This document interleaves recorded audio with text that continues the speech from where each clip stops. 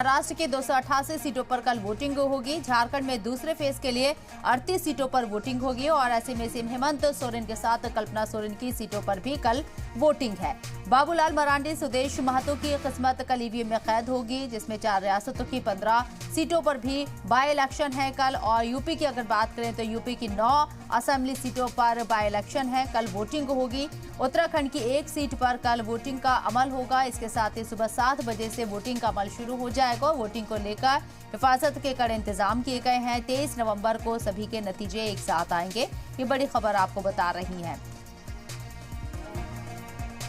तो कई स्टेट के अंदर बाई इलेक्शन भी होने, 4 रियासतों की 15 सीटों पर बाई इलेक्शन है, जिसमें यूपी की 9 असेंबली सीट हैं जहां ज़िमनी इंतखाब होने हैं। उत्तराखंड की 1 सीट पर वोटिंग होगी। कल सुबह 7 बजे से ही वोटिंग का अमल शुरू हो जाएगा और वोटिंग को लेकर हिफाजत के कड़े इंतजाम भी किए गए हैं। वाज़ेह रहे कि 23 नवंबर को नतीजे सामने आएंगे। महाराष्ट्र की 288 सीटें हैं, झारखंड की दूसरे मरहले में 38 सीटें हैं जिस पर कल वोटिंग का अमल होगा।